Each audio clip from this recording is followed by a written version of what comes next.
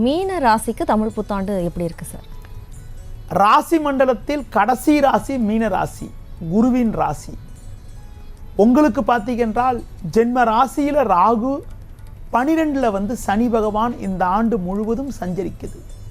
இதன் காரணமாக முன்கோபத்தை சற்று குறைத்து கொள்ள வேண்டும். வேகத்தை குறைத்து கொண்டு எதிலும் நிதானத்தோடு செயல்படுவது நல்லது. ஆண்டு தொடக்கத்தில் 2ல் சஞ்சரிக்கக்கூடிய குரு பகவான் வருகின்ற மே 1ஆம் தேதி முதல் 3ஆம் வீட்டில் சஞ்சாரம் செய்ய இருக்கிறார். 3ல் குரு பகவான் சஞ்சரிக்கக்கூடிய குரு பகவான் 7ஆம் வீட்டை பார்க்க இருக்கிற காரணத்தினால குடும்ப ஒற்றுமை சற்று சிறப்பாக இருக்கும். குடும்பத்தில் மங்களகரமான சுபகாரியங்கள் கைகூடக்கூடிய ஒரு வாய்ப்புகள் உண்டு. பண வரவில் ஒரு ஏற்ற இறக்கமான நிலை இருக்கும்.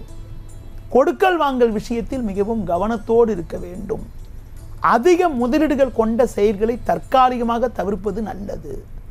தொழில் வியாபாரத்தில் எதிலுமே மற்றவர்களை நம்பாமல் எதிலும் நீங்களே நேரடியாக செயல்பட்டால்தான் இருக்கக்கூடிய பிரச்சனைகளை சமாளிக்க முடியும்.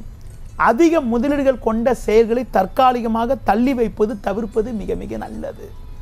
எந்த ஒரு விஷயத்திலும் வேலையாட்களை நம்பாமல் நீங்கள் நேரடியாக செயல்பட்டால்தான் இருக்கக்கூடிய பிரச்சனைகளை சமாளிக்க முடியும். பிள்ளைகளுடைய ஆதரவு மிக மிக சிறப்பாக இருக்கும். குடும்ப உறுப்பினர்கள் ஆதரவு சிறப்பாக இருப்பதால் ஏற்படக்கூடிய நெருக்கடிகளை சமாளிக்கக்கூடிய ஒரு வாய்ப்புகள் உண்டாகும்.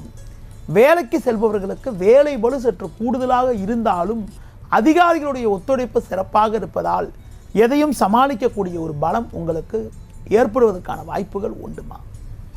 சார், இறுதியாக மீன ராசிக்கு பொறுத்த வரைக்கும் என்ன மாதிரியான பரிகாரங்கள்லாம் செய்யலாம், எந்த தெய்வங்கள் எல்லாம் வழிபடலாம் சார்? மீன ராசியில் பிறந்தவர்கள் விநாயகர் வழிபாடு மேற்கொள்வது ரொம்ப ரொம்ப நல்லதுங்க. அது மட்டும் இல்லாமல் துர்க்கை அம்மனுக்கு தீபம் ஏற்றுவது, சர்வேஸ்வரர் வழிபாடு மேற்கொள்வது கூட ரொம்ப ரொம்ப சிறப்பு.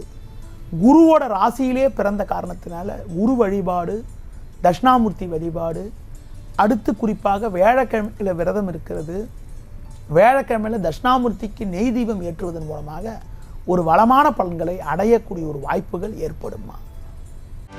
செய்திகளை உடனுக்குடனும் துல்லியமாகவும் தெரிந்து கொள்ள சப்ஸ்கிரைப் பண்ணுங்க.